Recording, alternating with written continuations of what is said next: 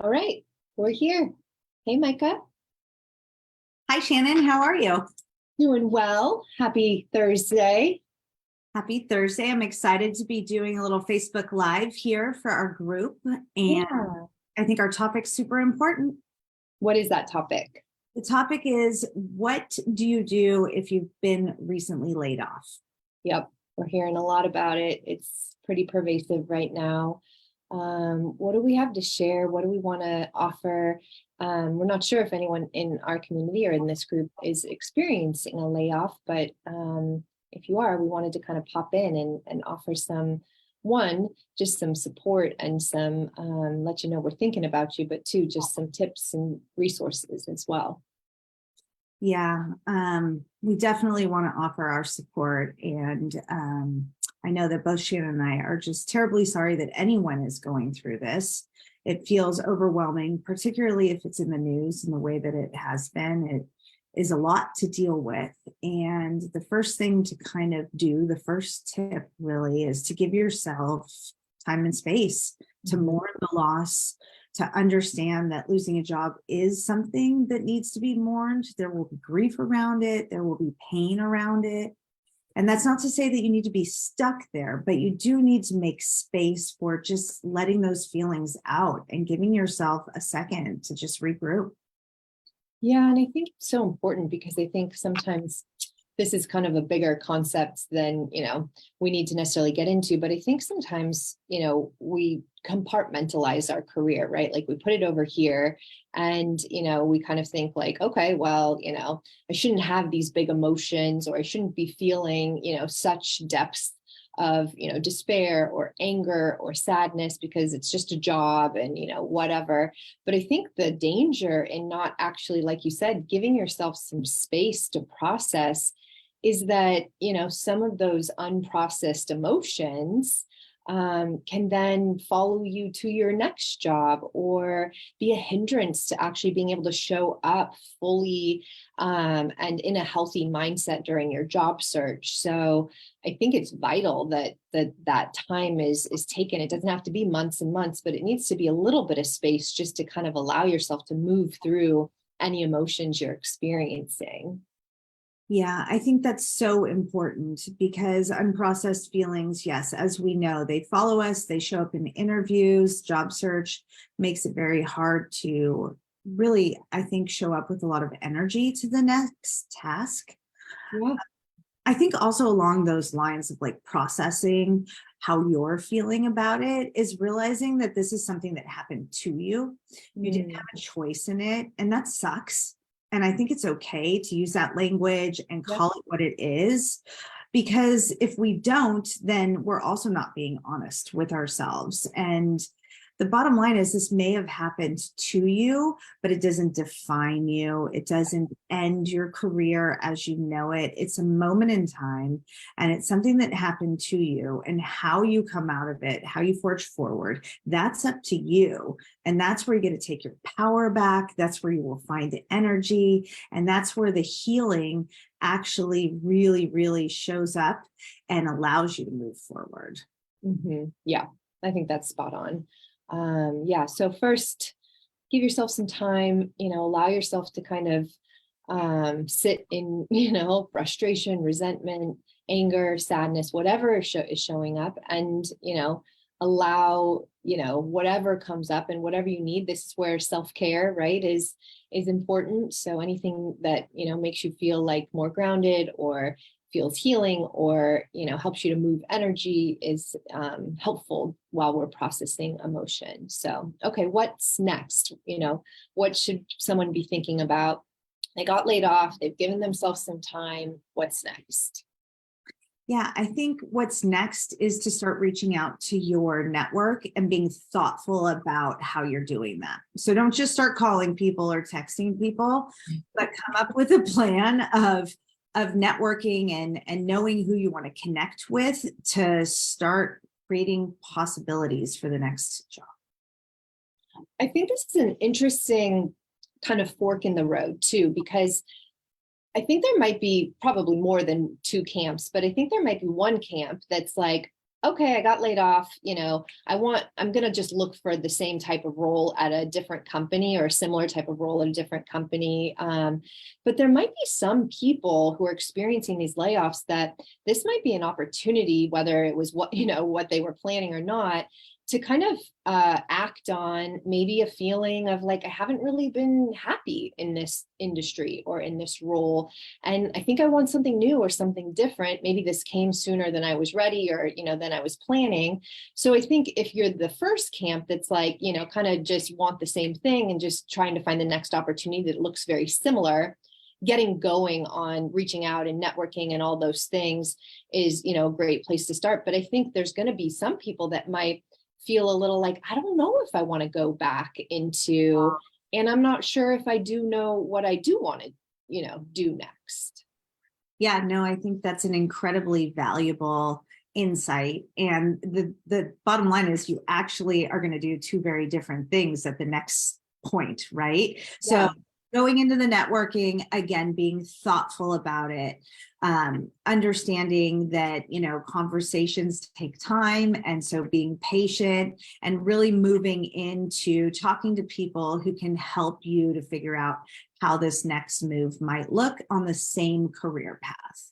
The other camp, it's a little more complicated, right? Yeah. Pause for just one sec. So the first camp, it's really tactical, right? So it's like update the resume, update your LinkedIn, start the networking process, maybe reach out to a recruiter. I'm sure recruiters are very busy right now. Like you can follow kind of the more traditional tactical pieces of a job search and just kind of get back on the horse once you kind of feel mentally prepared to do that.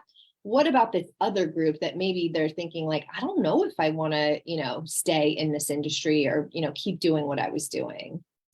Yeah, I mean, that is a longer conversation, but I think the first thing that's always really helpful is to sit down and write either, in a journal or on your computer and really try to pull out your thoughts about what you liked about your job, the most recent one, and what you didn't. And just let that all come out, regardless of the layoff, regardless of a manager you may or may not have liked.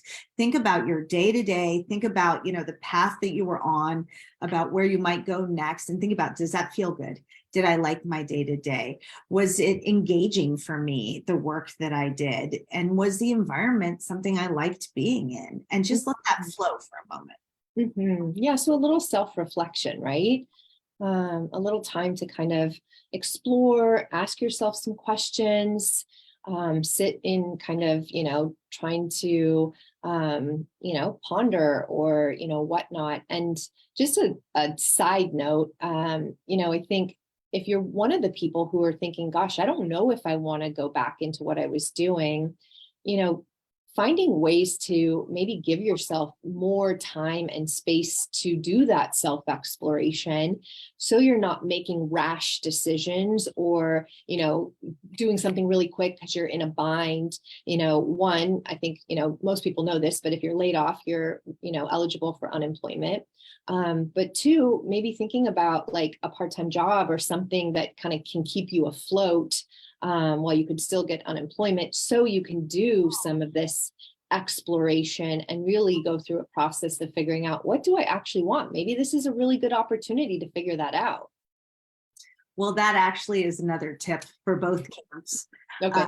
As you're starting to ponder where you may go, it is nice to take a moment and try to feel grateful for actually not having to rush into this. So being laid off gives you a little time and space. Often companies will also give you severance. You'll have health insurance for a few months, and it's kind of a soft landing.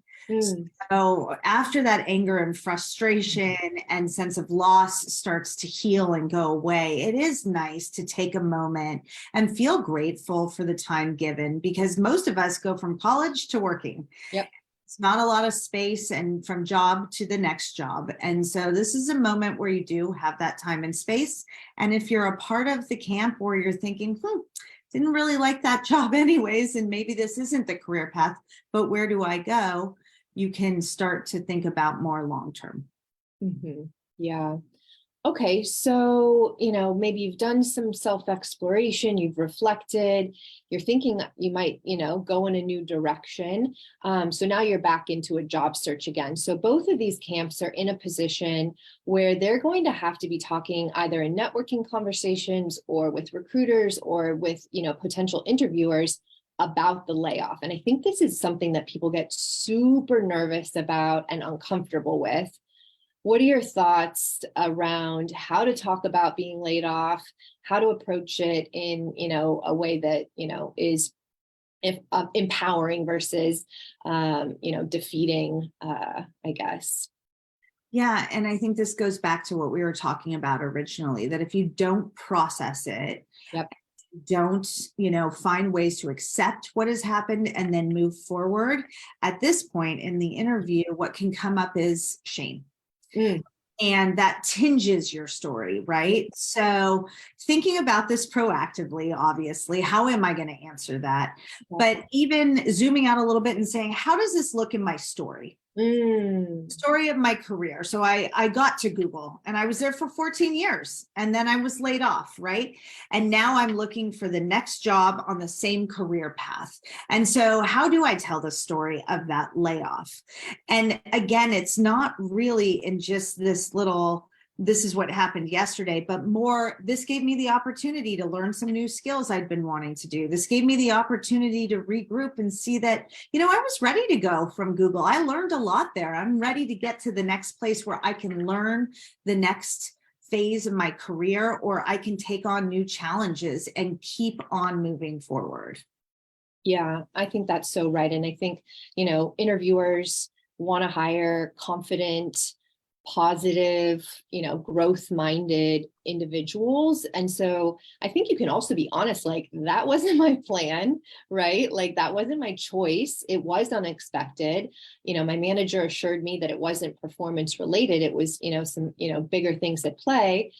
And the truth is, it wasn't something that I was intending, but here I'm at, and I'm actually trying to look at this, like Micah said, as like, okay, this is an opportunity, try something new, maybe, take on new challenges. Maybe there's something that's going to present itself. And, if you're in an interview, like, I'm really excited about actually what you're doing here. And I would have never maybe explored this type of opportunity. And so your mission is really inspiring, right? So, naming it, right? Being honest about it, but then also kind of not being a victim to it. Like Micah said, it doesn't have to define you. It's just a point in the story that's redirecting your path, and you can let it redirect you in a positive, upward moving way, or you can let it defeat you and make meaning that it has something to do with you or whatnot, when really bigger things are at play. Yeah, no, that's it. That's it exactly. I actually often, feel chaotic right now, but I'm very grateful that we live in this moment and in this time, because even 10 years ago, this conversation about not having shame around being laid off or ways to grow from that experience, it wasn't a part of the vernacular. We often have tucked this stuff in the corner and tried to hide it, and there was shame around it. And right now, this is the moment where people are being more transparent, more authentic. And as you said, it's not just positivity that hiring managers are looking for. They're looking for people who have resilience and grit. And this is a great example of that. Yep.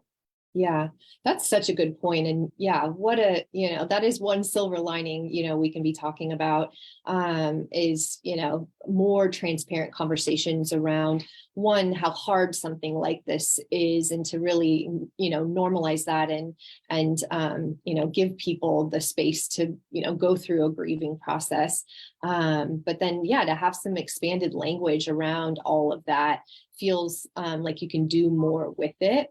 I think too, and we said this already, and this is, stuff that we talk about to anyone who's in a job search, but I think it's even more important when there's a layoff, because this might sound extreme, but I think a layoff holds a bit of trauma to it, for a lot of people. And so that processing time, but then once you've kind of moved through that initial kind of shock and upset and overwhelm and whatever, as you're moving through your exploring and your job search, to really take good care of yourself.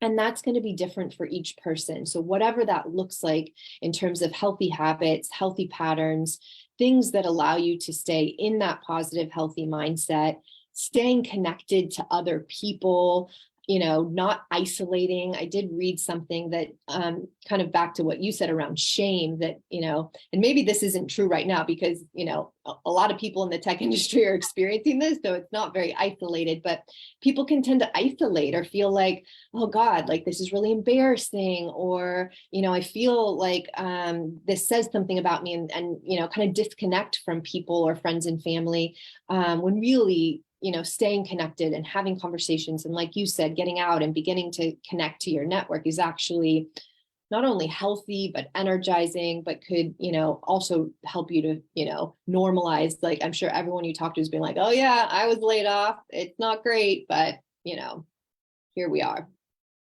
Yeah, no, it's so important to continue to create community and be connected to your family and friends. And you bring up another point, with these mass layoffs, there's so many people going through what you're experiencing and what you're feeling. And when you're thinking about reaching out to people, we often have networking in mind, but also reach out to other people that got laid off, and just have someone to share the experience with. Don't shy away from, this happened to me and now I've got to be in go mode to get to the next. It's kind of like panicking. We have this, it is traumatic in my opinion, and then we kind of feel like panic, gotta go mode. And really what it should be is like, feel what we're thinking and feeling, heal, come up with a plan and a strategy, and keep talking to people. And the people that are going through the same thing as you, well, they're going to actually help you to normalize this too. And you can see how they're dealing with it. Perhaps you can offer them some support and vice versa. And that's so important to people.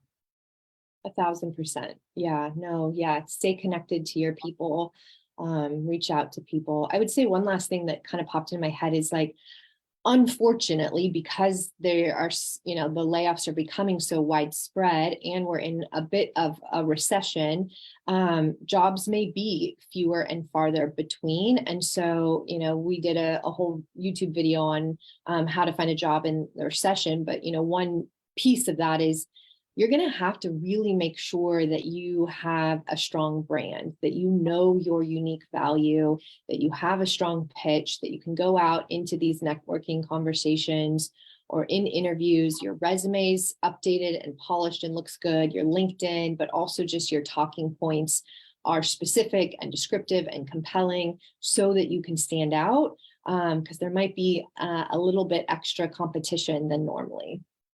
Yeah, no, that's really important. And I think another tip that I kind of read and have been thinking about along those same lines is people go straight to the resume and they start updating the resume. One step before that is to actually make a list of what your biggest wins and contributions have been in your most recent role, and spend time on that list showcasing outcomes. Ooh, so people go to the resume and they're like, okay, here's my laundry list. I'm updating it. Here's another year of what I did. And they just show what the tasks were. Yeah. And it's so important to actually showcase what you as an individual in that role contributed to that task. Yes. So making a list and not doing it while you're staring at the computer. So doing it on another document or writing it down, looking at your review, and spending the time to really actually tell a compelling story in each bullet point of what you did there, what the outcome and the benefit was for the organization. Mm-hmm. And then go and update your resume. So that can be empowering too. It can remind you of all the good stuff you did. Yeah. Yeah. Oh gosh. One last thought that just made me think of is, empowering, right? Like being able to, like you said at the beginning, you didn't choose this happened to you. So what do you have control over, right? Like, what do you have control over? What can you actually manage and have some agency? first is like your mindset, your health, the self-care. And then, like Micah said, like, okay, beginning to take control of your story and your experience and your value, beginning to have, a strategic job search, taking control of, reaching out to people. So beginning to kind of get a hold of like, okay, so this wasn't my choice. This is kind of crappy. And, now I'm here. What can I do? What are the steps? Where can I take back my power and start, moving forward, when it feels right to do so. Yeah, that's exactly it. It happened to you, but you don't get stuck here. Yeah, don't get stuck here. All right. Well, we wanted to just hop on and share a few tips. Hope that was helpful, and just want to know that we're thinking about anyone who has been affected by this. And if you have any more questions, you can pop them in the comments below, but hopefully some of that was helpful for you. Exactly. We wish you the best and keep moving forward. Yeah. Okay. Take care.